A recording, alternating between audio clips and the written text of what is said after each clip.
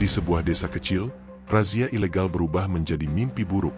5 polisi arogan menganiaya seorang nenek pemulung yang nyaris tak berdaya. Namun saat mereka tertawa di atas penderitaannya, tak satu pun menyadari, nasib mereka sebentar lagi akan berbalik secara mengejutkan. Sebelum kita lanjut ceritanya, jangan lupa ya like dan subscribe channel Saka Bercerita. Jangan lupa menulis asal daerah kalian di kolom komen, supaya kita lebih kenal dan dekat. Silakan duduk yang nyaman karena ceritanya baru dimulai. Let's go!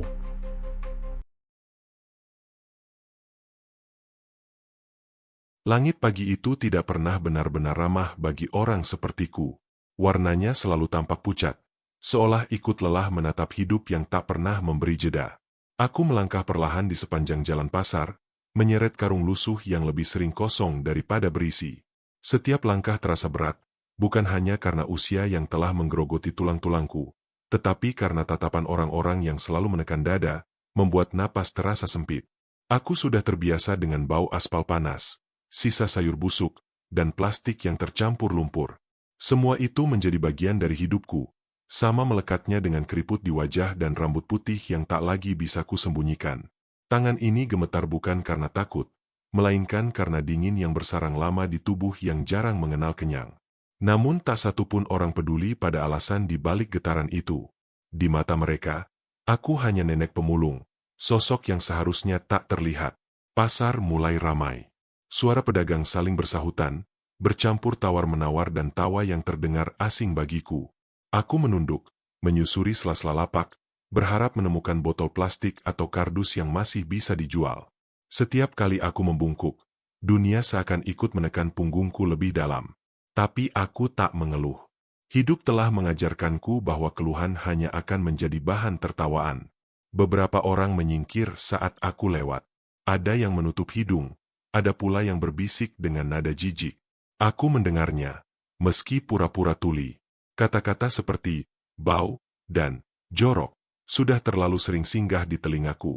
Aku memilih diam, sebab diam adalah satu-satunya cara bertahan tanpa kehilangan sisa harga diri yang kumiliki. Di sudut pasar, dekat tumpukan sampah, aku berhenti sejenak. Nafasku terengah, dada terasa sesak. Aku menempelkan tangan ke dinding kios yang dingin, mencoba menenangkan diri. Ingatanku melayang pada masa lalu yang terasa begitu jauh, saat tangan ini masih kuat dan hidup belum sekejam sekarang. Namun kenangan itu segera kupatahkan. Terlalu sakit untuk diingat terlalu lama.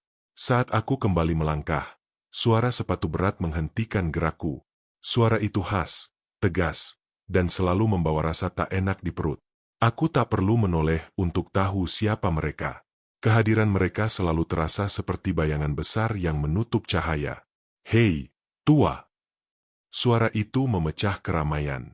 Beberapa orang menoleh, lalu segera berpaling, pura-pura sibuk dengan urusan masing-masing. Aku menarik napas panjang sebelum menoleh perlahan. Di hadapanku berdiri beberapa polisi dengan seragam rapi, wajah mereka dipenuhi ekspresi bosan bercampur sinis. Salah satu dari mereka memandangku dari ujung rambut sampai kaki, seolah aku adalah benda kotor yang tak sengaja terinjak. "Apa kau tidak lihat tanda larangan di sini?" katanya, nadanya keras, seperti sengaja ingin didengar banyak orang. Aku menunduk, menatap aspal di kakiku. "Maaf, nak. Aku hanya mencari barang bekas," jawabku pelan, suaraku hampir tenggelam oleh riuh pasar. "Alasan?" bentaknya. "Kalian seperti ini selalu saja bikin pasar jadi kumuh." Tangannya mendorong karung yang kubawa. Isinya tumpah, botol dan plastik berserakan. Beberapa orang tertawa kecil, yang lain memalingkan wajah, seolah takut tertular kesialan. Dadaku terasa perih, bukan karena dorongan itu, melainkan karena penghinaan yang terasa begitu telanjang. Aku berjongkok perlahan, mengumpulkan kembali barang-barangku. Setiap gerakan terasa menyakitkan. Lututku berderit, punggungku seakan hendak patah. Tak satu pun polisi itu membantu. Mereka hanya berdiri, menonton, menikmati pemandangan seseorang yang mereka anggap rendah. "Sana pergi dari sini. Jangan bikin masalah," kata polisi yang lain sambil meludah ke samping. Aku mengangguk. Bukan karena setuju, tetapi karena tahu, melawan dengan kata-kata hanya akan memperpanjang luka. Saat aku berdiri kembali, Pandanganku sempat bertemu dengan mata salah satu dari mereka. Di sana tak ada belas kasihan, hanya kekuasaan yang merasa tak tersentuh.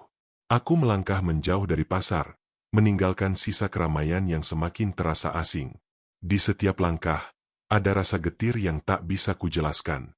Dunia ini terlalu sering menilai dari apa yang terlihat. Tubuh renta dianggap lemah. Pakaian lusuh dianggap hina. Tak ada yang bertanya bagaimana aku bisa bertahan sejauh ini. Aku berhenti di bawah pohon tua di pinggir jalan. Daunnya jarang, batangnya kasar, tapi ia tetap berdiri, menantang panas dan hujan. Aku bersandar padanya, menutup mata sejenak. Dalam keheningan itu, aku merasakan sesuatu yang lama terpendam bergetar pelan di dalam diriku. Bukan amarah, bukan pula dendam.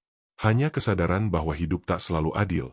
Namun bukan berarti harus selalu ditundukkan. Aku membuka mata, menatap jalanan yang dipenuhi debu dan langkah-langkah orang yang terburu-buru. Tak seorang pun menoleh ke arahku. Aku kembali mengangkat karung, melangkah perlahan, menyusuri sisa hari dengan tubuh yang mungkin terlihat rapuh, tetapi menyimpan perjalanan panjang yang tak pernah mereka ketahui. Hari itu belum berakhir.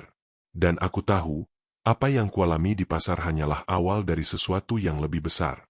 Sesuatu yang akan menguji bukan hanya tubuh tuaku, tetapi juga kesabaran, kebijaksanaan, dan kekuatan yang selama ini kupendam dalam diam. Pagi belum sepenuhnya pergi ketika langkahku kembali menyentuh jalanan pasar. Udara masih menyisakan bau sisa hujan malam, bercampur anyir sampah yang terinjak. Karung di punggung terasa lebih berat, bukan karena isinya bertambah banyak, melainkan karena bahu ini seakan menanggung sesuatu yang tak kasat mata. Ada rasa tidak nyaman yang sejak subuh tadi terus mengikutiku, seperti bayangan yang menempel di tumit. Aku mencoba menepisnya. Hidupku sudah cukup penuh dengan rasa lapar dan dingin, tak perlu ditambah prasangka. Namun pasar hari ini terasa berbeda. Tatapan orang-orang lebih lama menempel di tubuhku, bisik-bisik terdengar lebih jelas meski suara mereka ditahan. Aku pura-pura tak mendengar, menunduk lebih dalam, mengais botol plastik di dekat selokan yang menghitam. Tanganku baru saja meraih sepotong kardus ketika suara keras kembali menyambar telinga. "Hei, kamu lagi!" Aku menegang. Suara itu sama seperti kemarin. Aku menarik napas panjang sebelum berdiri perlahan. Tubuh renta ini sudah belajar untuk tidak bereaksi cepat.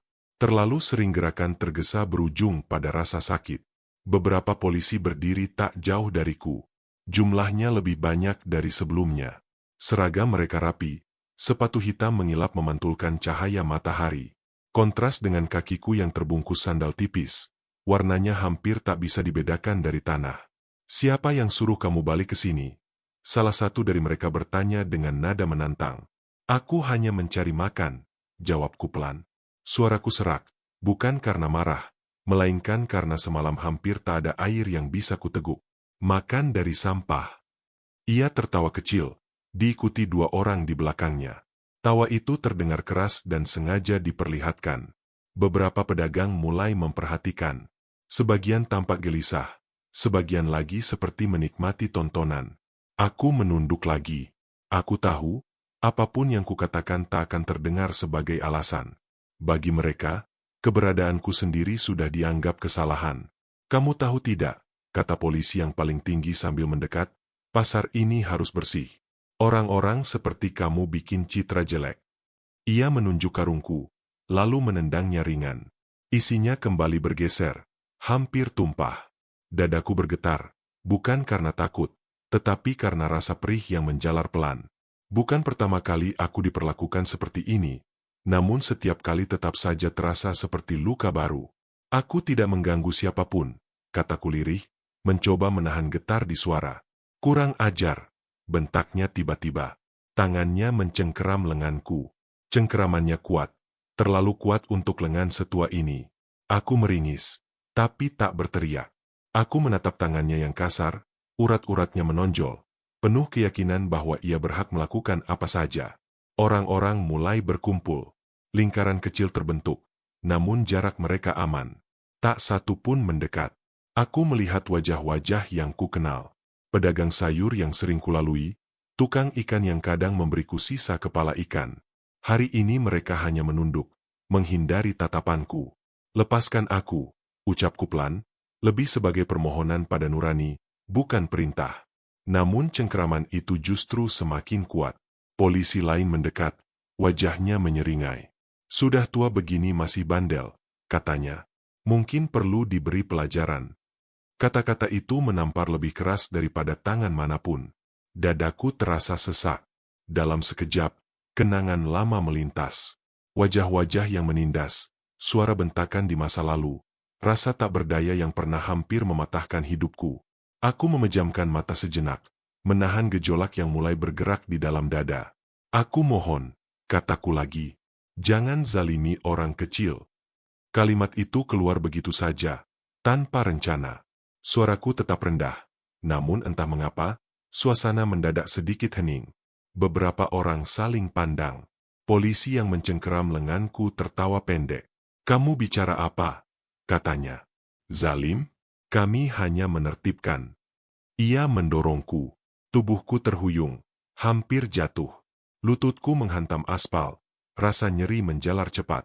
Kerikil tajam menggores kulit tipis. Darah merembes pelan. Aku mengerang tertahan, namun tetap berusaha bangkit. Di telingaku, tawa kembali terdengar. Bukan hanya dari polisi, tetapi juga dari beberapa orang yang entah sejak kapan kehilangan rasa iba. Dunia terasa berputar pelan. Panas matahari seolah menusuk kepala. Aku berlutut di sana, di tengah pasar yang semakin bising. Tanganku gemetar saat menyentuh luka. Darah hangat di kulit terasa asing sekaligus akrab. Aku pernah merasakan luka yang jauh lebih dalam dari ini. Luka yang tak terlihat, namun membekas seumur hidup. "Bangun," kata salah satu polisi sambil menendang karungku hingga isinya berserakan. "Bereskan sampahmu, lalu pergi." Aku menatap botol-botol yang menggelinding di aspal. Satu persatu berhenti di kaki orang-orang yang menonton. Tak ada yang membantu. Mereka hanya diam, menjadi saksi bisu ketidakadilan yang terjadi tepat di depan mata. Dengan susah payah, aku merangkak, mengumpulkan kembali barang-barangku. Setiap gerakan terasa seperti mengikis harga diri sedikit demi sedikit. Namun di balik rasa sakit itu, ada sesuatu yang perlahan mengeras di dalam diriku. Bukan kebencian, melainkan kesadaran pahit bahwa diam tidak selalu berarti selamat. Saat aku akhirnya berdiri, polisi itu kembali mendekat. Wajahnya lebih dekat kini, aku bisa mencium bau rokok di napasnya. "Ini terakhir kalinya," katanya dingin. "Kalau besok kamu masih di sini, jangan salahkan kami." Aku menatapnya. Untuk pertama kalinya, aku tidak menunduk. Mataku mungkin keruh, dipenuhi usia dan kelelahan, tetapi di sana tersimpan perjalanan panjang yang tak bisa mereka ukur. Aku tak berkata apa-apa. Aku hanya memandang, cukup lama hingga senyum di wajahnya sedikit memudar. Aku lalu melangkah pergi, meninggalkan pasar dengan tubuh yang lebih sakit dari kemarin, namun dengan hati yang tak lagi sepenuhnya tunduk. Di belakangku, suara pasar kembali seperti biasa. Seolah tak ada apa-apa yang terjadi. Namun aku tahu, garis telah ditarik hari ini. Perlakuan mereka bukan sekadar hinaan. Ini adalah peringatan. Dan setiap peringatan, cepat atau lambat, akan memaksa seseorang untuk memilih. Aku menyusuri jalanan dengan langkah tertatih. Darah di lutut mengering. Angin panas menyapu wajahku. Di dalam dada, sesuatu berdenyut pelan, terjaga dari tidur panjangnya. Aku belum mengerti sepenuhnya. Namun satu hal pasti, kesabaran pun memiliki batas. Dan batas itu perlahan mulai mendekat. Langit sore merunduk pelan ketika aku tiba di gubuk kecil di pinggir sungai. Dindingnya dari papan bekas. Sebagian sudah lapuk dan menghitam oleh hujan yang terlalu sering datang tanpa permisi. Atap seng berkarat menahan panas sepanjang hari dan dingin sepanjang malam. Tempat ini bukan rumah dalam arti yang biasa orang bayangkan, tetapi disinilah aku bertahan, disinilah tubuh renta ini bisa rebah tanpa diusir. Aku meletakkan karung di sudut, lalu duduk perlahan di atas tikar tipis. Lututku masih berdenyut. Luka di kulit terasa perih setiap kali tersentuh kain. Aku membersihkannya dengan air sungai yang keruh, menggigit bibir agar tak mengeluh. Rasa sakit fisik selalu lebih mudah kuterima dibandingkan rasa sakit yang tadi siang kembali mengoyak harga diri. Aku menatap tanganku sendiri. Keriputnya dalam, garis-garisnya tak beraturan, seperti peta perjalanan panjang yang tak pernah dicatat siapapun. Tangan ini pernah memeluk, pernah bekerja keras, pernah berdoa dengan sungguh-sungguh. Kini ia hanya dianggap tangan pemulung, tangan yang pantas didorong dan diinjak. Angin sore membawa suara gemericik air sungai. Suara itu selalu berhasil menarikku ke masa lalu, ke waktu ketika hidupku belum sesempit ini. Aku memejamkan mata, dan kenangan itu datang tanpa bisa kutahan. Dulu, aku bukan siapa-siapa yang mereka lihat hari ini. Aku hidup di desa, di antara pepohonan dan tanah yang subur. Aku punya keluarga, punya nama yang dipanggil dengan hormat. Suamiku seorang pekerja keras, tangannya kasar oleh cangkul, tetapi hatinya lembut. Anak-anakku berlarian di halaman, tertawa tanpa tahu bahwa dunia bisa begitu kejam. Namun hidup tidak pernah bertanya sebelum mengambil segalanya. Satu persatu, orang-orang yang kucintai pergi, penyakit datang tanpa ampun, bencana merenggut apa yang tersisa. Aku berdiri sendirian di antara puing-puing hidup yang runtuh. Pada masa itulah aku belajar bahwa tangisan tidak selalu mengundang pertolongan. Aku mengembara, dari desa ke desa, dari kota ke kota, tidur di tempat yang tak pernah benar-benar aman. Di tengah keputusasaan itulah aku bertemu dengan seorang tua yang mengubah arah hidupku. Ia tak banyak bicara. Matanya tajam, seolah bisa melihat sampai ke lapisan terdalam jiwaku. "Kau masih ingin hidup?" tanyanya suatu malam, saat aku hampir menyerah. Aku tak menjawab dengan kata-kata. Aku hanya mengangguk. Dari situlah perjalanan lain dimulai. Perjalanan yang tak pernah kuceritakan pada siapapun.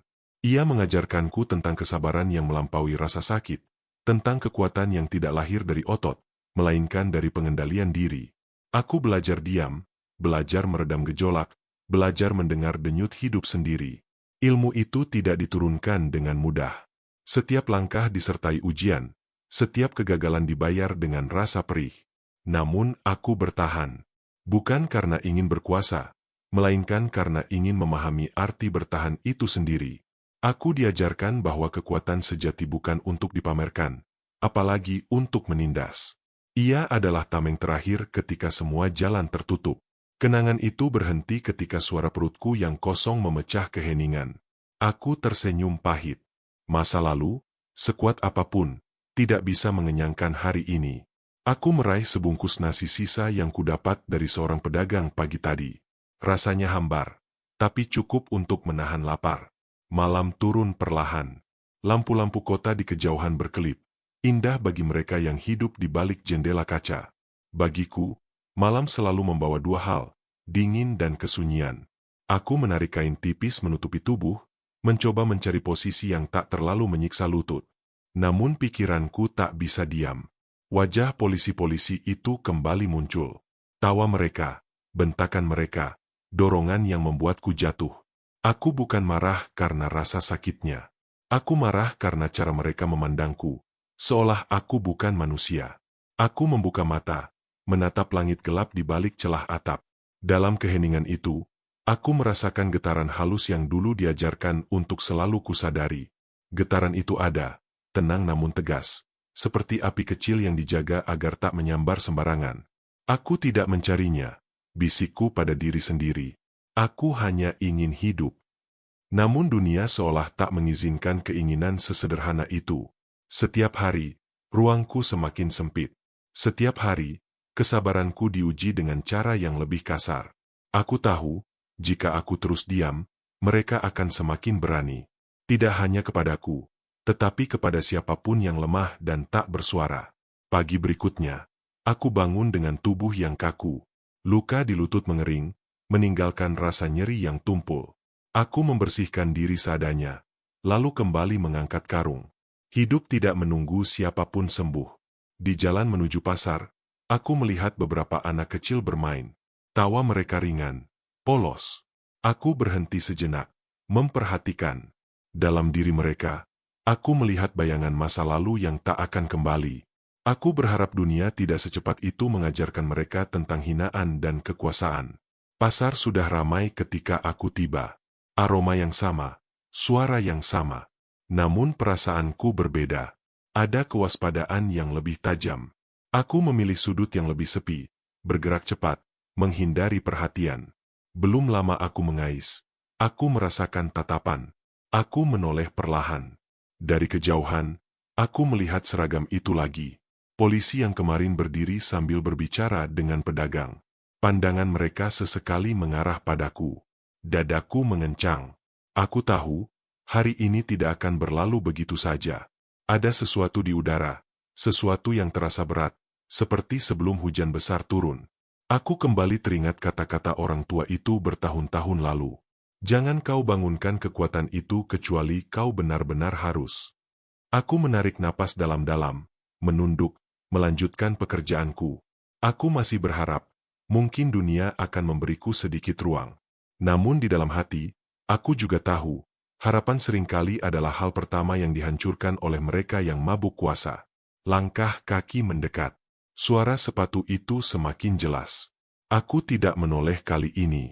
Aku menunggu. Dalam diam, aku menyiapkan diriku, bukan untuk menyerang, melainkan untuk menerima apapun yang akan datang dengan kesadaran penuh. Karena jika hari ini kembali menjadi hari penghinaan, maka aku harus memutuskan, sampai kapan tubuh renta ini terus dijadikan alas kesombongan orang lain.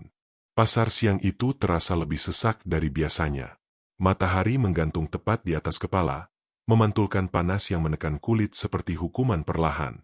Bau ikan, daging mentah, dan sampah basah bercampur menjadi satu, membuat napas terasa berat.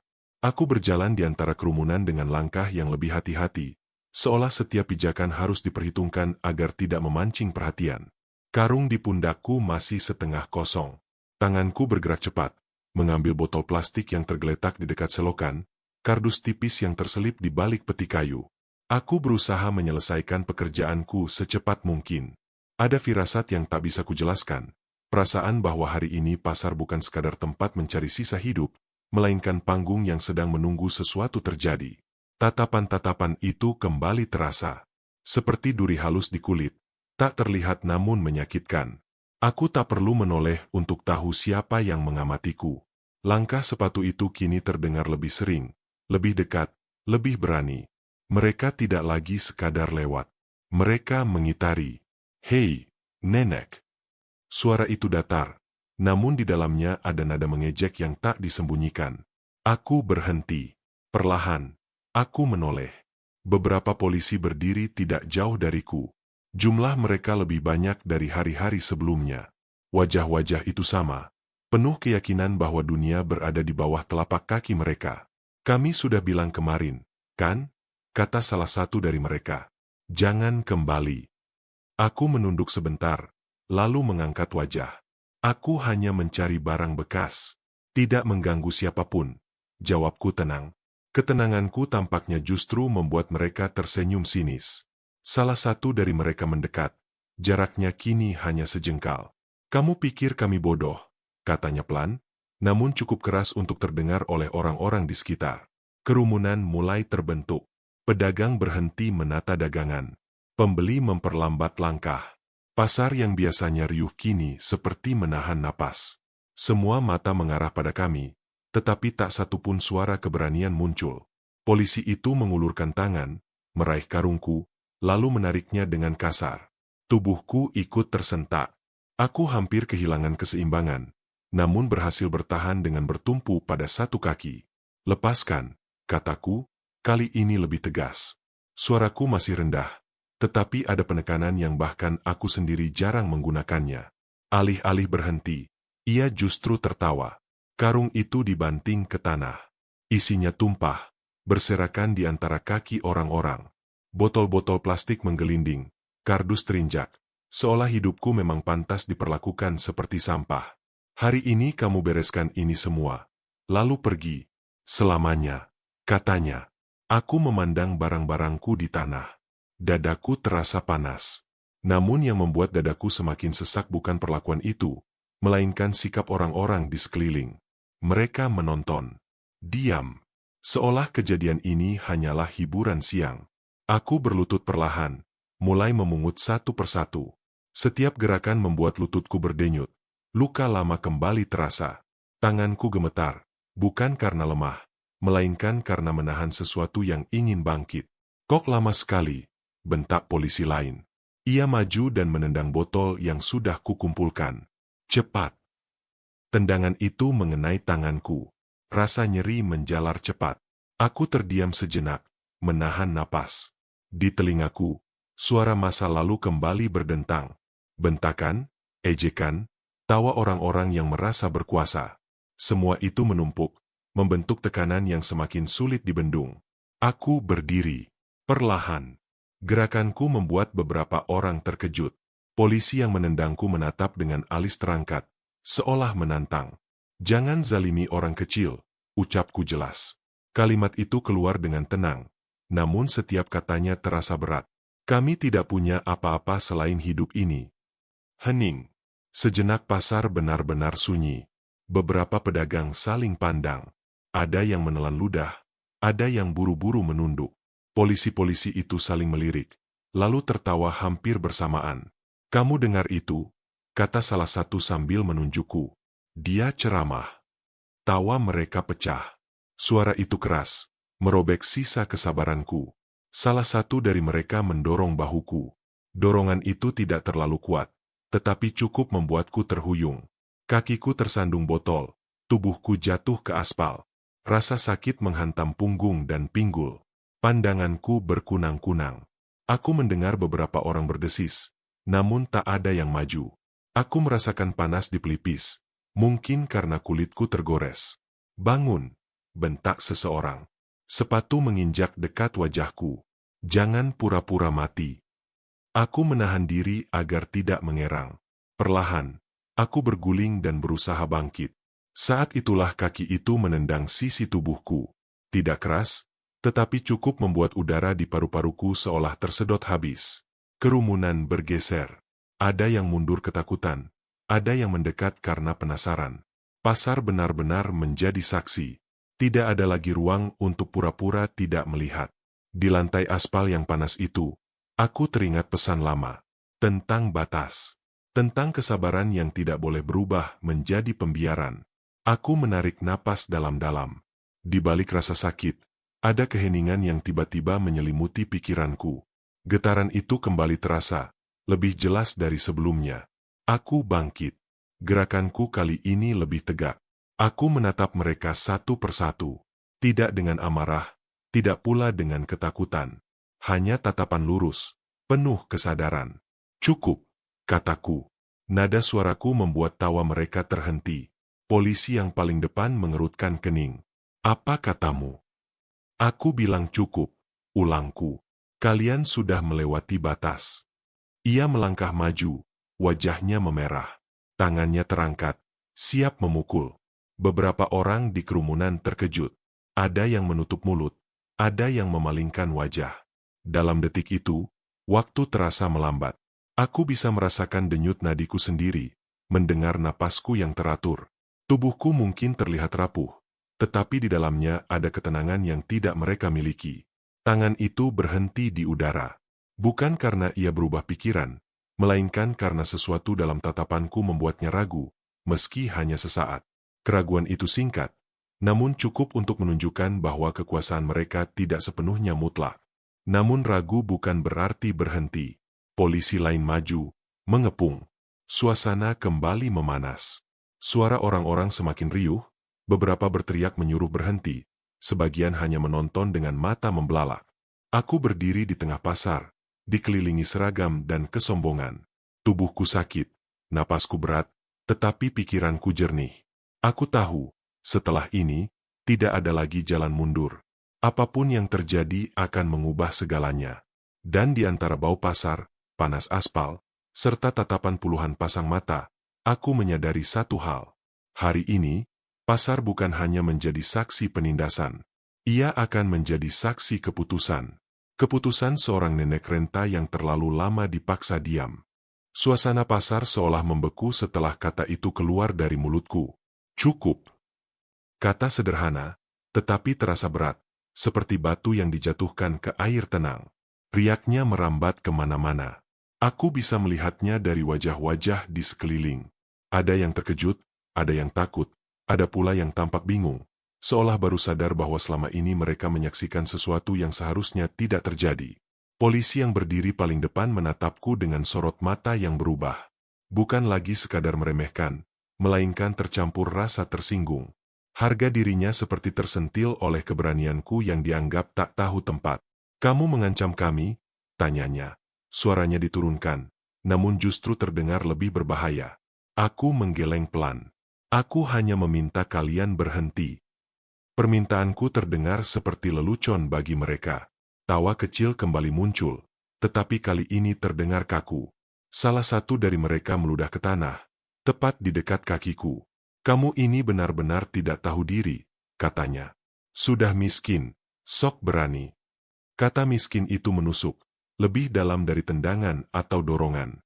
Karena aku tahu, di mata mereka, miskin berarti tidak punya hak untuk bersuara, tidak punya hak untuk membela diri, tidak punya hak untuk dihormati.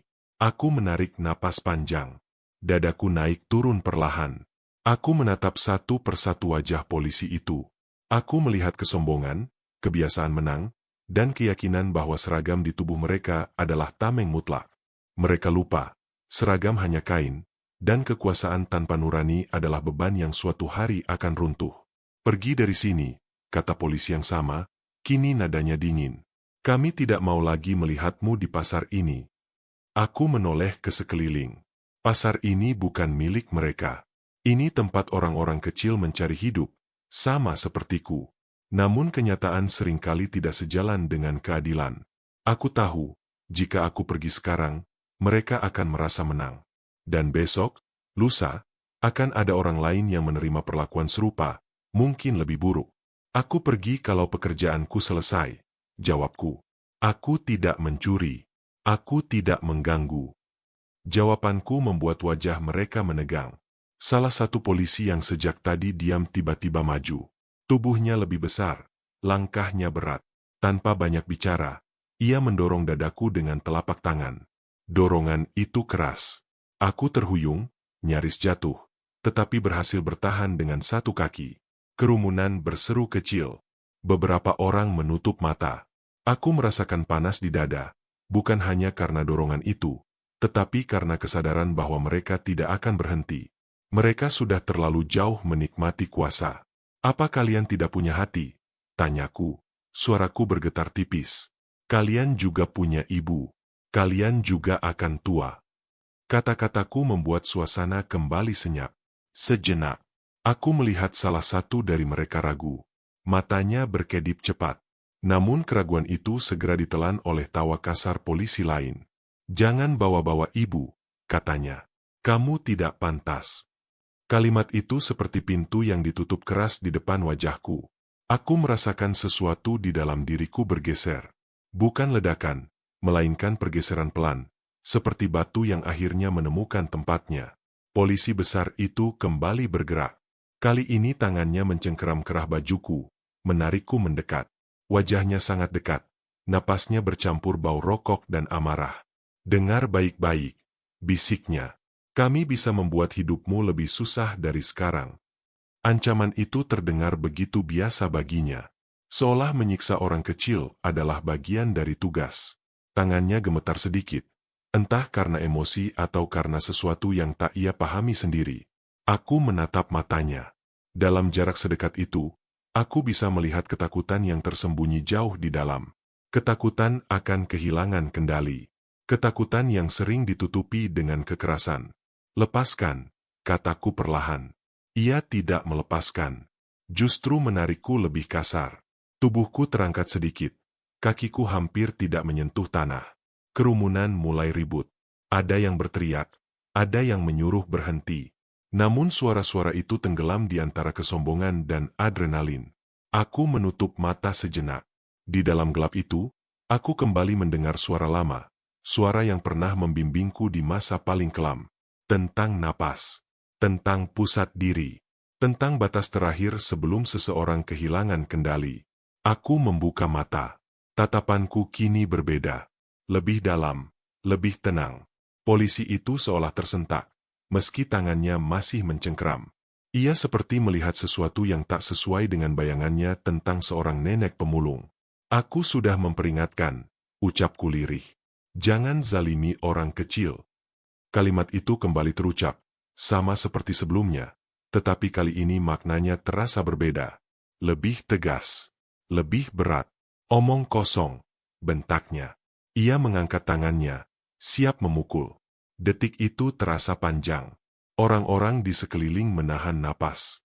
Beberapa pedagang berteriak histeris. Anak-anak kecil yang tadi bermain kini ditarik menjauh oleh orang tua mereka.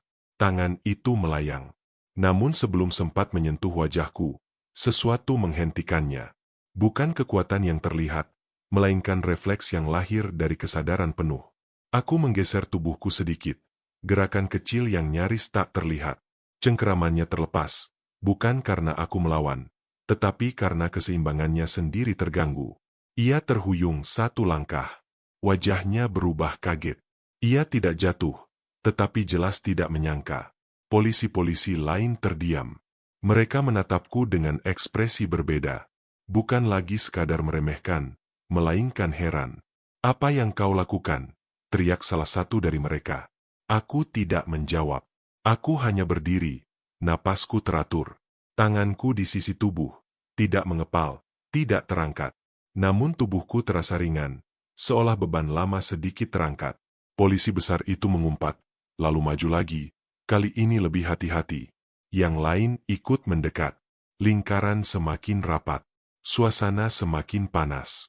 Aku tahu, setelah ini, mereka tidak akan berhenti dengan satu dorongan atau ancaman. Mereka merasa dipermalukan. Kerumunan semakin gaduh. Ada yang berteriak meminta polisi berhenti. Ada pula yang merekam dengan ponsel. Wajahnya tegang antara takut dan penasaran. Pasar yang biasanya hanya menjadi tempat jual beli kini berubah menjadi arena ketegangan. Aku berdiri di tengahnya, tubuh renta yang dikelilingi seragam dan kemarahan. Aku bisa merasakan setiap denyut jantungku. Aku bisa merasakan tanah di bawah kakiku. Aku bisa merasakan bahwa batas yang selama ini kutahan hampir benar-benar terlampaui. Aku tahu, apapun yang akan terjadi setelah ini, tidak bisa lagi dihindari. Kesabaran telah mencapai ujungnya. Dan di ujung itu, bukan amarah yang menunggu, melainkan keputusan. Keputusan yang akan membuat hari ini tercatat, bukan sebagai hari penghinaan semata, tetapi sebagai hari ketika seseorang yang dianggap paling lemah akhirnya berhenti mundur. Udara di pasar terasa berubah.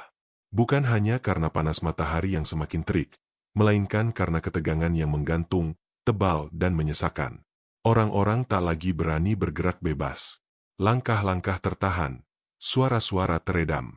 Bahkan burung yang biasa hinggap di atap kios seperti enggan mendekat. Polisi-polisi itu kini mengepungku sepenuhnya. Tidak ada lagi jarak aman. Aku bisa mencium bau keringat mereka, mendengar napas yang memburu, merasakan gelombang emosi yang tak terkendali. Wajah-wajah yang tadi penuh ejekan kini berubah menjadi merah, urat di leher menegang. Harga diri mereka terasa tercabik, dan bagi orang-orang seperti mereka, rasa malu hanya bisa ditebus dengan kekerasan. "Kamu cari mati?" "Ya," bentak salah satu dari mereka. Aku tidak menjawab. Aku berdiri tegak. Meski tubuhku terasa perih di banyak bagian. Lututku masih nyeri, punggungku berdenyut, tetapi pusat tubuhku terasa tenang. Seperti danau di pagi hari, permukaannya mungkin beriak, tetapi dasarnya tetap hening. Polisi besar yang tadi hampir memukulku melangkah maju lagi. Kali ini matanya liar. Ia tidak lagi peduli pada tatapan orang-orang atau teriakan yang mulai terdengar dari kejauhan. Tangannya mengepal. "Pegang dia," perintahnya. Dua polisi lain bergerak serempak. Satu meraih lenganku, satu lagi mencoba memegang bahuku. Cengkeraman mereka keras, kasar, tidak menyisakan ruang bernapas. Tubuhku tertarik ke dua arah berbeda. Nyeri menjalar, tulang-tulang tua ini berderit menahan tekanan. Kerumunan berseru. Ada teriakan panik, ada tangis tertahan. Beberapa pedagang berteriak menyuruh berhenti. Namun suara-suara itu tenggelam di bawah perintah dan amarah. "Lepaskan," ucapku pelan. Tidak ada yang mendengar. Atau mereka memilih tidak mendengar. Satu pukulan mendarat di sisi perutku. Nafasku terhenti sejenak. Dunia seperti menyempit. Aku terbatuk. Tubuhku membungkuk refleks. Pukulan lain menyusul. Kali ini ke bahu. Rasa panas meledak di saraf. Aku mendengar tawa pendek, kasar, penuh kepuasan. "Masih berani?" ejek seseorang. Aku ditarik, lalu didorong. Kakiku tersandung, tubuhku jatuh menghantam aspal. Punggungku membentur keras. Pandanganku berkunang-kunang. Langit di atas terlihat berputar pelan. Namun di tengah rasa sakit itu, sesuatu justru menjadi sangat jelas. Aku berbaring sejenak, merasakan panas aspal menempel di kulit, mendengar detak jantungku sendiri. Di balik semua suara di luar, ada keheningan di dalam. Keheningan yang selama puluhan tahun kulatih untuk kujaga. Aku teringat wajah orang tua itu, suaranya yang rendah namun tegas. Tentang napas yang tidak boleh terputus oleh rasa takut. Tentang tubuh yang hanyalah wadah, sementara kehendak adalah pusatnya. Aku menarik napas dalam-dalam. Saat aku membuka mata, sepatu polisi itu sudah terangkat, siap menginjak perutku. Beberapa orang menjerit. Ada yang menutup mata, ada yang berteriak memanggil petugas lain. Namun tidak ada yang berani masuk ke dalam lingkaran itu. Detik sebelum sepatu itu turun, aku bergerak. Gerakanku bukan cepat, bukan pula besar. Ia sederhana, efisien, lahir dari kebiasaan lama yang tak pernah benar-benar hilang. Tubuhku berguling sedikit ke samping, tangan kiriku menyentuh tanah, menopang, sementara tangan kananku bergerak mengikuti alur napas. Sepatu itu menghantam aspal, bukan tubuhku. Polisi itu terhuyung karena kehilangan tumpuan. Dalam ketidakseimbangannya, aku sudah bangkit setengah berdiri. Orang-orang terdiam. Polisi yang kehilangan keseimbangan mencoba mundur, tetapi aku sudah berada terlalu dekat. Tanganku menyentuh lengannya, bukan dengan hentakan, melainkan dengan dorongan yang tepat di titik tumpu. Tubuh besarnya terangkat sesaat, lalu terbanting ke aspal dengan suara keras. Debu naik. Suara benturan membuat banyak orang tersentak. Apa itu? Seseorang berbisik. Aku berdiri tegak. Napasku tetap teratur. Tubuhku masih terasa sakit, tetapi pikiranku jernih. Polisi yang tadi terjatuh mengerang, mencoba bangkit, namun kepalanya sudah berdarah, menghantam sudut aspal. Serang dia! Teriak polisi besar itu, wajahnya berubah pucat oleh amarah dan keterkejutan. Dua polisi lain langsung maju bersamaan. Satu mencoba memukul dari kanan, satu dari kiri. Gerakan mereka cepat, membabi buta, didorong oleh emosi. Aku menggeser kaki sedikit, menjaga keseimbangan. Pukulannya meleset, hanya menyentuh udara. Tanganku bergerak lagi, mengikuti alur yang telah lama kuhafal. Aku memanfaatkan tenaga mereka sendiri. Satu dorongan ke arah yang salah, satu tarikan ringan, cukup membuat tubuh mereka saling bertabrakan. Salah satu jatuh terduduk, yang lain terjerembab ke depan. Kerumunan mulai gaduh. Teriakan bercampur tak percaya terdengar dari berbagai arah. Beberapa orang mengangkat ponsel dengan tangan gemetar. Ya Tuhan, gumam seorang pedagang. Polisi besar itu meraung marah. Ia maju dengan langkah berat, tinjunya terangkat. Kali ini ia tidak ragu. Pukulannya keras, lurus, diarahkan ke wajahku. Aku tidak mundur. Aku memiringkan kepala sedikit, membiarkan tinju itu lewat sejengkal dari hidungku. Dalam jarak sedekat itu, aku bisa melihat matanya yang membelalak. Aku melangkah masuk ke ruangnya, memutus jarak. Tanganku menekan dadanya, tepat di pusat keseimbangan. Dengan satu gerakan memutar pinggang, aku mengangkat tubuhnya, lalu membantingnya ke aspal. Benturan itu lebih keras dari sebelumnya. Suara tulang menghantam tanah membuat banyak orang menjerit. Kepala polisi itu membentur aspal. Darah mengalir dari pelipisnya. Sunyi. Sunyi yang menelan pasar dalam satu tarikan napas. 4 polisi tergeletak di aspal. Ada yang mengerang. Ada yang terdiam dengan wajah pucat. Tidak ada lagi tawa. Tidak ada lagi ejekan. Yang tersisa hanyalah keterkejutan dan ketakutan yang telanjang. Aku berdiri di tengah mereka. Tubuh renta dengan pakaian lusuh, tangan gemetar bukan karena takut, melainkan karena sisa getaran tenaga yang baru saja dilepaskan. Napasku masih teratur, meski dadaku terasa panas. Aku menatap orang-orang di sekeliling. Wajah-wajah yang tadi diam kini berubah. Ada ketakutan, ada kagum, ada rasa bersalah. Beberapa orang menutup mulut, seolah tak percaya dengan apa yang baru saja mereka saksikan. Aku menunduk, menatap polisi-polisi yang terkapar. Aku sudah memperingatkan, kataku pelan, namun suaraku terdengar jelas di keheningan itu. Jangan zalimi orang kecil. Tidak ada yang menjawab. Angin panas berembus pelan, membawa bau debu dan darah. Di kejauhan, terdengar suara sirene samar, entah dari mana. Aku merasakan tubuhku mulai lelah. Kekuatan yang tadi bangkit kini perlahan surut, kembali ke tempatnya. Aku tahu, apa yang terjadi barusan akan menyebar. Pasar ini tidak akan pernah sama lagi. Aku memungut karungku yang tergeletak di tanah. Tanganku sedikit gemetar saat mengangkatnya ke bahu. Aku tidak menatap siapapun lagi. Aku hanya melangkah, meninggalkan lingkaran itu dengan langkah pelan namun mantap. Di belakangku, pasar tetap sunyi. Orang-orang memberi jalan, tanpa sadar menunduk sedikit, bukan karena takut semata, melainkan karena sesuatu dalam diri mereka baru saja berubah. Hari itu, di tengah panas aspal dan bau pasar, puncak kesabaran telah terlewati. Dan aku tahu, setelah ini, tidak ada lagi jalan kembali. Langkah kakiku menjauh dari pusat kerumunan. Namun jika kupikir aku bisa pergi begitu saja, aku keliru. Pasar yang tadi sunyi perlahan kembali berisik, bukan oleh tawar-menawar, melainkan oleh kegaduhan yang lahir dari ketakutan dan kekagetan. Suara orang-orang saling bertanya, berteriak, dan memanggil nama petugas lain bercampur menjadi satu. Aku mendengar kata-kata yang terputus, polisi jatuh, darah, nenek itu. Semuanya berhamburan tanpa arah. Aku belum sempat mencapai ujung pasar ketika suara langkah cepat menyusul dari belakang. Bukan satu atau dua, melainkan banyak. Denting sepatu menghantam aspal terdengar semakin rapat. Aku berhenti. Bukan karena lelah semata, melainkan karena aku tahu, melangkah atau tidak, gelombang ini akan tetap datang. Aku menoleh perlahan. Deretan polisi lain muncul dari arah kantor kecil di sisi pasar.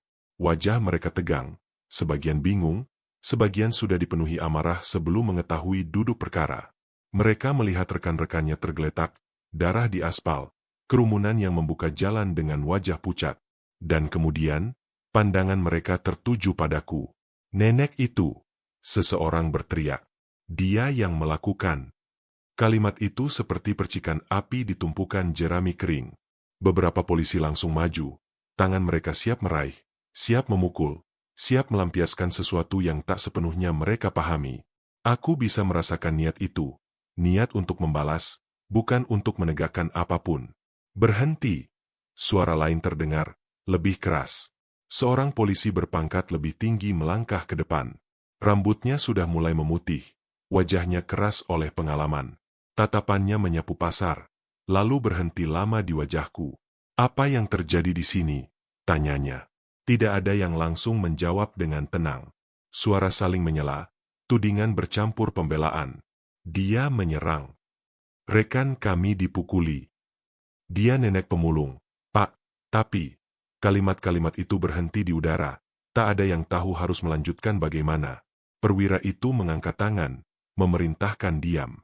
Kerumunan perlahan mereda, meski bisik-bisik masih terdengar. Ia mendekat ke arah polisi yang terkapar, berlutut, memeriksa satu persatu. Wajahnya semakin gelap. Siapa yang mulai? Tanyanya tanpa menoleh. Tidak ada jawaban langsung. Beberapa polisi saling pandang. Keheningan itu lebih jujur daripada teriakan apapun. Perwira itu berdiri, lalu menatapku. Kamu, katanya. Apa yang sebenarnya terjadi? Aku menghela napas pelan. Dadaku masih terasa berat, tubuhku mulai menyadari kelelahan. Namun pikiranku tetap jernih. Aku menatapnya tanpa menunduk. Aku hanya ingin mencari barang bekas. Jawabku. Aku diperlakukan kasar. Aku dipukul. Aku dijatuhkan. Aku memperingatkan. Mereka tidak berhenti. Suaraku tidak keras, tetapi setiap kata jatuh jelas. Kerumunan kembali hening. Beberapa orang mengangguk kecil. Ada yang berani bersuara pelan, membenarkan. Pedagang sayur yang selama ini diam akhirnya maju setengah langkah. Pak, katanya dengan suara gemetar. Kami lihat sendiri. Nenek itu dipukul duluan. Seorang ibu lain ikut bicara. Suaranya bergetar. Mereka keterlaluan. Pak, sudah sering. Kata sering itu menggantung berat. Perwira itu menutup mata sejenak, seperti menahan sesuatu di dadanya. Saat ia membukanya kembali, tatapannya berubah. Tidak sepenuhnya lunak, tetapi jelas tidak lagi semata-mata marah. Ia menoleh ke anak buahnya. Panggil ambulans, perintahnya, dan kosongkan area ini. Beberapa polisi bergerak, meski masih dengan wajah tak terima. Aku berdiri di tempat, tidak melarikan diri, tidak pula mendekat.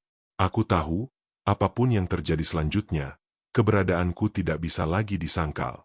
Namun rupanya, tidak semua dari mereka mau berhenti. Salah satu polisi muda, wajahnya merah oleh emosi, tiba-tiba melangkah maju. Pak, dia harus ditangkap. Lihat apa yang dia lakukan. Ia menunjuk ke arahku, tangannya gemetar. Aku bisa merasakan amarahnya. Mentah, belum terkontrol, bercampur rasa takut. Ia ingin memulihkan harga diri yang runtuh di depan umum. Perwira itu menatapnya tajam. Mundur. Tapi, Pak. Mundur. Suaranya menggelegar. Polisi muda itu terdiam. Langkahnya tertahan. Namun matanya masih menyalakan kebencian. Aku tidak membalas tatapan itu. Aku tahu, amarah yang tidak dipahami hanya akan mencari sasaran baru. Sirene ambulans terdengar semakin dekat. Orang-orang mulai bergerak menjauh, memberi ruang. Beberapa polisi mengangkat rekan-rekannya yang terkapar. Wajah mereka menahan sakit dan malu. Darah dibersihkan seadanya, tetapi noda di aspal tak bisa hilang begitu saja. Perwira itu kembali menghadapku. Nama kamu siapa? Tanyanya, lebih tenang. Aku menyebutkannya pelan. Nama yang sudah lama jarang dipanggil dengan hormat. Ia mengangguk. Kamu akan ikut kami, katanya. Bukan sebagai tersangka. Setidaknya, belum. Kami perlu mendengar semuanya. Beberapa orang terkejut. Ada yang berseru kecil, ada yang menghela napas lega. Aku sendiri tidak merasakan apa-apa selain kelelahan yang mulai menekan tulang. Aku mengangguk. Aku tidak akan lari, jawabku. Saat aku melangkah mengikuti mereka, orang-orang memberi jalan. Kali ini berbeda. Tidak ada lagi dorongan, tidak ada ejekan. Beberapa pasang mata menatap dengan hormat yang canggung. Seorang ibu tua menyentuh lenganku sebentar, berbisik, hati-hati, Nek. Aku hanya mengangguk kecil. Di dalam mobil polisi, udara terasa pengap. Aku duduk di kursi belakang, karungku diletakkan di samping. Tanganku beristirahat di pangkuan, masih sedikit gemetar. Bukan karena takut pada apa yang akan terjadi, melainkan karena tubuh ini telah melewati batas yang lama tak disentuh. Kota bergerak di balik jendela. Orang-orang berlalu lalang. Sebagian mungkin sudah mendengar kabar itu. Seorang nenek pemulung melawan polisi. Cerita itu akan berubah-ubah di mulut orang. Mungkin menjadi lebih kejam. Mungkin menjadi lebih heroik. Aku tidak peduli. Yang kupedulikan hanyalah kebenaran yang telah kulalui. Sesampainya di kantor, aku dibawa ke sebuah ruangan kecil. Kursi keras, meja logam, lampu putih yang menyilaukan. Perwira itu duduk di seberangku. Ia membuka buku catatan, lalu menatapku lagi. Kami akan mencatat semuanya, katanya. Dari awal. Aku mengangguk. Aku mulai bercerita. Tentang hari-hari di pasar. Tentang dorongan, tendangan, kata-kata yang merendahkan. Aku tidak menambah, tidak mengurangi. Aku hanya menyampaikan apa yang terjadi. Wajah perwira itu semakin serius seiring ceritaku mengalir. Sesekali ia berhenti menulis, menatapku dengan sorot yang sulit kubaca. Bukan curiga, bukan pula kagum. Lebih seperti seseorang yang sedang dipaksa melihat sesuatu yang selama ini ia abaikan. Ketika aku selesai, ruangan itu sunyi cukup lama. Ia menutup bukunya perlahan. Kamu tahu, katanya akhirnya, suaranya lebih rendah. Apa yang kamu lakukan hari ini akan berbuntut panjang. Aku mengangguk. Aku tahu. Kamu tidak takut. Aku terdiam sejenak, lalu menggeleng. Aku sudah terlalu lama hidup dengan takut. Pak, hari ini, aku hanya berhenti mundur. Pagi datang tanpa permisi melalui jendela kecil ruang tahanan sementara itu. Cahaya pucat menyelinap di antara jeruji, jatuh tepat di lantai dingin yang semalam menjadi saksi kelelahan tubuhku. Aku terbangun dengan napas pendek, sendi-sendi terasa kaku, dan luka-luka kecil di kulit menyapa dengan nyeri yang lebih jujur daripada ingatan. Di luar, suara langkah sepatu bergantian, pintu dibuka dan ditutup, percakapan setengah berbisik. Kantor itu tidak pernah benar-benar tidur. Aku duduk perlahan, menata napas. Dalam keheningan pagi, peristiwa kemarin berputar kembali, bukan sebagai amarah, melainkan sebagai gema. Pasar, aspal panas, wajah-wajah yang berubah. Aku tidak menyesal. Yang kurasakan hanya kesedihan yang tenang, karena sesuatu yang seharusnya tak perlu terjadi telah dipaksa terjadi. Pintu berderit terbuka. Seorang petugas muda berdiri di ambang, rautnya canggung. Ada yang ingin bertemu, katanya singkat, lalu memberi jalan. Aku melangkah keluar, diantar ke ruangan yang lebih besar. Di sana, beberapa orang menunggu. Perwira yang kemarin memimpin berdiri di dekat meja. Di sisi lain, seorang lelaki berjas abu-abu, rambutnya rapi, tatapannya tajam namun berusaha ramah. Dua orang lain membawa map tebal, wajah mereka datar. Duduklah, kata perwira itu. Aku duduk. Karungku masih di samping, tak pernah kulepaskan. Lelaki berjas membuka map, menyusun kertas, lalu menatapku. Kami menerima banyak laporan sejak kemarin, katanya. Rekaman beredar. Kesaksian bertambah. Situasinya tidak sederhana. Aku mengangguk. Aku tidak datang untuk menyederhanakan apapun. Ia melanjutkan, beberapa anggota kami melanggar prosedur. Itu sedang kami tangani. Kalimatnya berhenti sejenak, seolah memilih kata. Namun, tindakan kekerasan tetap tindakan kekerasan. Aku menatapnya tenang. Aku tidak memulai, jawabku. Aku menghentikan. Perwira itu menimpali, suaranya tegas. Kami sudah mendengar dari saksi. Banyak. Ada yang berani bicara sekarang. Kata sekarang menggantung berat. Lelaki berjas menghela napas kecil. Masalahnya, katanya, cara Anda menghentikan membuat banyak pihak terkejut. Aku tersenyum tipis. Dunia memang sering terkejut oleh orang yang tidak mereka perhitungkan. Ia terdiam. Perwira itu menatapku lama, lalu berkata, kami perlu tahu sesuatu. Bagaimana mungkin? Kalimat itu tidak selesai. Aku tahu apa yang ingin ia tanyakan. Aku menatap meja, lalu kembali ke wajah mereka.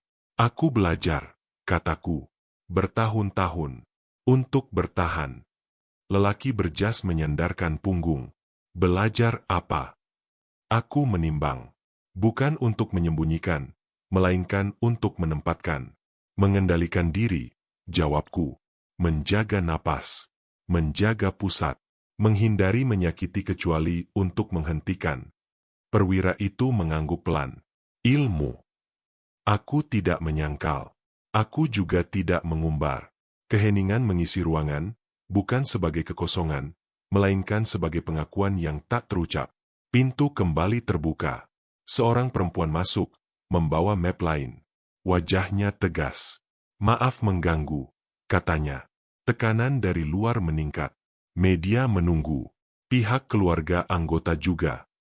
Perwira itu menghela napas panjang. Baik, katanya. Ia menoleh kepadaku. Apapun hasilnya, hari ini akan ramai. Aku mengangguk. Aku sudah terbiasa dengan ramai yang salah. Mereka berdiskusi singkat. Kata-kata seperti klarifikasi, pemeriksaan, dan pengamanan bergantian. Aku duduk diam, mendengar tanpa perlu menyela. Aku tahu, puncak bukan pada apa yang akan mereka putuskan, melainkan pada apa yang telah terbuka di mata banyak orang. Tak lama, aku dibawa ke ruangan lain. Lebih terang. Kursi empuk, air minum disediakan. Di luar, suara riuh jelas terdengar. Teriakan, pertanyaan, kamera. Aku menarik napas, membiarkan semua itu lewat. Seorang petugas masuk membawa pakaian bersih. Ganti dulu, katanya pelan. Aku menatap kain itu. Sederhana. Bersih. Aku menerimanya. Saat mengganti, aku melihat tubuhku di cermin kecil. Keriput, lebam, bekas luka. Aku tersenyum kecil. Tubuh ini telah jauh melangkah.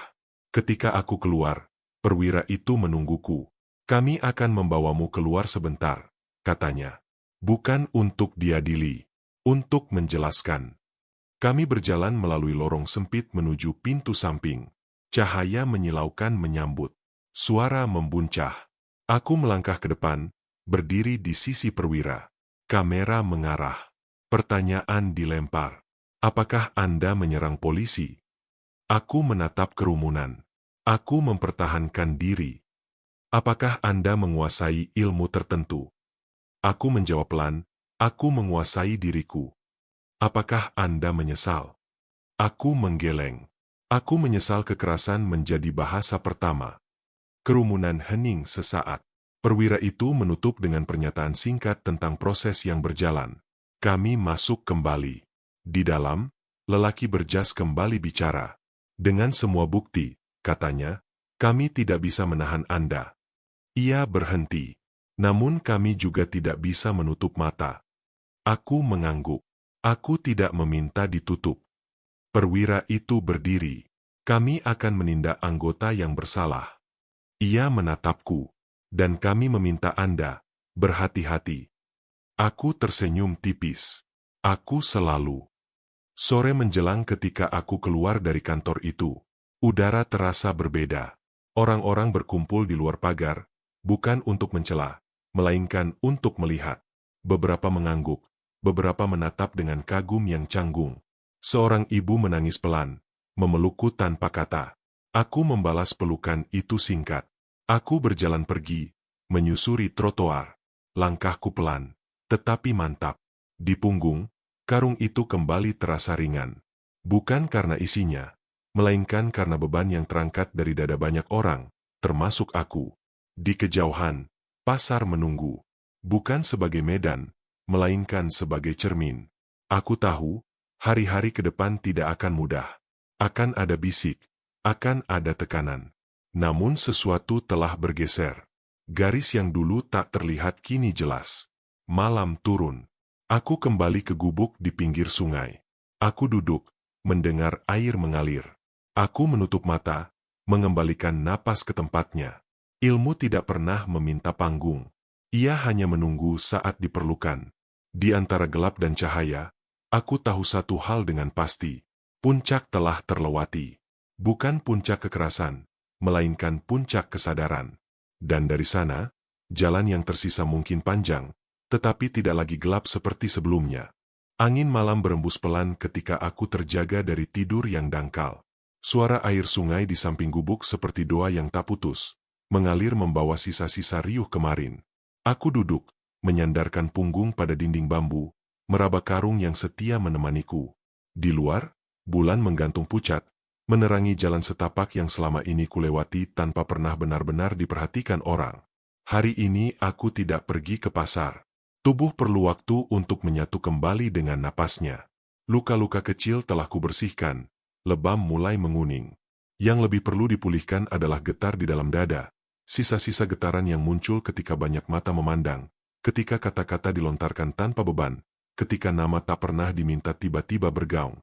Aku menyeduh air hangat dari kompor kecil. Uapnya naik perlahan, mengaburkan pandangan. Di sela-sela kabut itu, ingatan lama datang bertamu. Wajah guru yang mengajariku menundukkan diri sebelum menundukkan apapun di luar. Suaranya lembut, namun tegas. Ia selalu berkata, ilmu adalah amanah, bukan perhiasan. Dipakai hanya ketika harus, ditinggalkan ketika selesai. Pagi menyingsing dengan langkah ragu.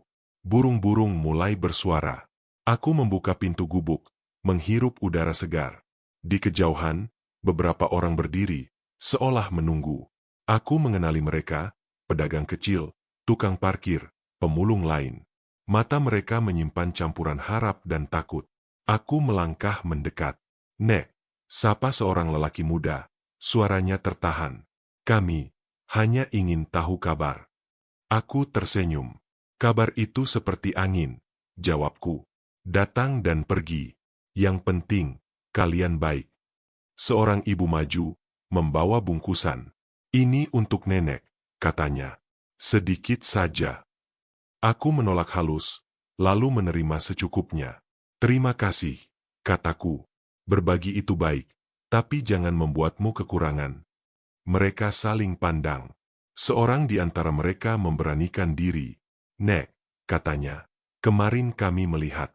Kami takut, tapi juga merasa tidak sendirian. Kalimat itu menancap pelan. Aku menatap mereka satu persatu. Kalian tidak pernah sendirian, kataku. Hanya sering dibuat merasa begitu.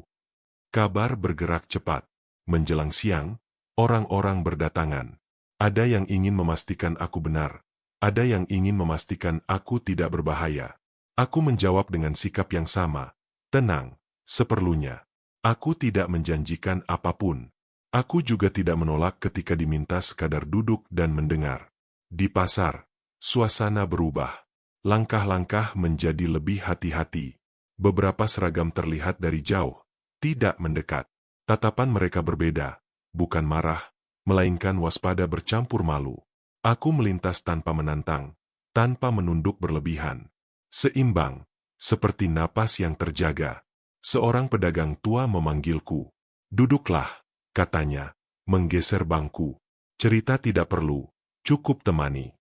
Aku duduk. Kami memandangi orang lalu lalang. Dunia ini cepat lupa, katanya pelan. Tapi juga cepat belajar, kalau dipaksa. Aku mengangguk. Belajar paling lama adalah belajar adil, jawabku. Siang itu, seorang lelaki berjas kembali muncul. Bukan untuk menginterogasi, melainkan untuk menyampaikan. Ia membawa kabar tentang pemeriksaan internal, tentang sanksi, tentang janji perubahan. Aku mendengarkan tanpa euforia. Janji selalu butuh waktu untuk menjadi kebiasaan. Ada satu hal lagi, katanya ragu. Banyak yang ingin bertemu, meminta nasihat, bahkan mengajak. Aku tersenyum tipis. Aku tidak memimpin, kataku. Aku berjalan. Ia tampak memahami. Kami berpisah tanpa seremoni. Sore hari, aku kembali ke sungai. Aku mencuci tangan, membiarkan air membawa sisa panas. Di seberang, anak-anak bermain, tertawa. Aku melihat ke arah mereka lama. Masa depan tidak lahir dari teriakan, melainkan dari contoh yang sunyi. Malam turun membawa ketenangan baru. Aku duduk bersila, menutup mata. Nafas masuk, keluar. Di dalam, aku menata kembali batas. Ilmu harus kembali menjadi penjaga, bukan penyerang. Aku berjanji pada diriku sendiri untuk tidak terjebak pada sorot yang menipu. Ketika aku membuka mata, seorang remaja berdiri tak jauh, ragu-ragu. Nek, katanya, aku ingin belajar. Aku menatapnya lembut. Belajar apa? Belajar berani, jawabnya jujur. Aku menghela napas pelan. Keberanian bukan gerakan, kataku. Ia keputusan. Datanglah besok. Kita mulai dari duduk dan mendengar. Ia mengangguk, wajahnya lega. Malam semakin dalam. Aku berbaring, menatap atap bambu. Pikiranku tenang. Hari ini tidak ada benturan, tidak ada teriakan. Hanya pergeseran kecil, hampir tak terlihat, namun nyata. Aku tahu, perubahan jarang datang dengan gemuruh. Ia datang seperti air, mengikis pelan. Sebelum terlelap, aku menyadari satu hal. Kisah ini belum selesai. Bukan karena akan ada perkelahian lagi, melainkan karena pekerjaan sesungguhnya baru dimulai. Menjaga agar kesadaran yang tumbuh tidak layu oleh lupa. Dan aku siap berjalan, setapak demi setapak, tanpa tergesa, tanpa pamrih. Pagi itu datang dengan kesunyian yang berbeda. Bukan sunyi karena kosong, melainkan sunyi yang penuh. Aku bangun lebih awal, menata karung, menyapu lantai gubuk yang tak seberapa, lalu duduk sejenak menghadap sungai. Air mengalir seperti biasa, tetapi aku merasakan irama baru di dalam dada. Bukan kebanggaan, bukan pula kewaspadaan berlebihan. Hanya kesadaran bahwa langkah hari ini adalah penutup dari sebuah lingkaran, sekaligus awal dari yang lain. Aku berjalan menyusuri jalan setapak menuju pasar. Udara masih sejuk, bau tanah basah menempel di hidung. Orang-orang mulai berdatangan, sebagian menatap, sebagian berpura-pura sibuk. Aku membalas dengan senyum kecil, seperlunya. Tidak ada lagi jarak yang terasa tajam. Tidak ada pula dorongan untuk membuktikan apapun. Di sudut pasar, aku berhenti. Tempat itu dulu menjadi titik benturan. Aspal yang sama, lapak yang sama, namun suasananya berubah. Seorang petugas berdiri di kejauhan, bukan dengan tangan di pinggang, melainkan dengan tangan di belakang, sikapnya tegak, matanya mengamati tanpa menekan. Ketika pandangan kami bertemu, ia mengangguk. Aku membalas dengan anggukan yang sama. Tidak ada kata, tetapi cukup. Aku mulai bekerja, memilah, mengumpulkan, mengikat. Gerakan sederhana yang mengembalikan tubuh pada ritme. Di sela-sela itu, orang-orang singgah. Ada yang menyapa, ada yang menitipkan cerita. Aku mendengarkan, mengangguk, sesekali menanggapi singkat. Aku tidak menjadi pusat. Aku menjadi bagian. Menjelang siang, sekelompok anak datang. Mereka membawa kertas, pensil. Wajah mereka bersih oleh rasa ingin tahu. Remaja yang kemarin datang berdiri di belakang, kini lebih tegak. "Nek," katanya pelan, "kami datang." Aku mengajak mereka duduk di bawah pohon. Tidak ada ceramah. Aku meminta mereka merasakan napas. Masuk, keluar. Mendengar suara sekitar. Menyadari kaki yang menyentuh tanah. Keberanian, kataku, dimulai dari mengenal diri. Yang lain akan mengikuti. Mereka mencoba. Ada yang tertawa kecil, ada yang serius. Aku tersenyum. Belajar tidak harus kaku. Sore itu, pasar perlahan sepi. Aku membereskan karung, bersiap pulang. Di tengah langkah, seorang perempuan mendekat. Wajahnya lelah, matanya menyimpan beban. "Nek," katanya, "aku ingin berterima kasih. Dulu aku takut bicara. Sekarang aku berani melapor." Aku menatapnya lembut. "Keberanianmu milikmu," jawabku. "Aku hanya lewat." Ia mengangguk, menahan air mata. Kami berpisah tanpa drama. Langit mulai berubah warna ketika aku tiba di sungai. Aku mencuci tangan, kaki, membiarkan air mengalir. Di seberang, cahaya lampu rumah-rumah kecil menyala satu persatu. Aku duduk, menutup mata. Aku merasakan tubuh ini utuh. Luka telah menjadi pelajaran, bukan tanda. Malam datang membawa langkah-langkah kecil. Beberapa orang berkumpul, bukan untuk meminta perlindungan, melainkan untuk berbagi rencana. Mereka berbicara tentang koperasi kecil, tentang jadwal ronda yang adil, tentang ruang aman bagi anak-anak. Aku mendengarkan. Ketika mereka menoleh, menunggu pendapat, aku berkata singkat, "Lakukan dengan jujur. Sisanya akan mengikuti." Mereka mengangguk, bersemangat. Aku melihat api kecil menyala, bukan api amarah, melainkan api kepedulian. Itu jauh lebih kuat. Ketika keramaian mereda, aku kembali ke gubuk. Aku menata tikar, mematikan lampu kecil. Di gelap, aku menata napas terakhir hari ini. Ilmu rawarontek, yang dulu kupelajari dengan susah payah, kini terasa seperti aliran yang tenang. Tidak meminta panggung, tidak meminta pengakuan. Ia tinggal sebagai penjaga, siap jika diperlukan, namun lebih bahagia ketika tidak. Aku teringat wajah-wajah yang pernah menatapku dengan meremehkan. Aku tidak menyimpan dendam. Dendam adalah beban yang membuat langkah berat. Aku memilih ringan. Sebelum tidur, aku menulis di kertas kecil, bukan catatan kejadian, melainkan pengingat. Jangan menzalimi orang kecil, jangan pula membiarkan dirimu dizalimi. Kertas itu kulipat, kusimpan di karung. Bukan jimat, sekadar kompas. Aku berbaring, menatap gelap. Di luar, sungai tetap mengalir. Di dalam, aku tersenyum. Kisah ini tidak berakhir dengan tepuk tangan. Ia berakhir dengan keseharian yang lebih adil. Dan jika suatu hari dunia kembali lupa, aku tahu, selalu ada yang mengingat. Tidak harus aku. Napas pelan, panjang. Aku terlelap.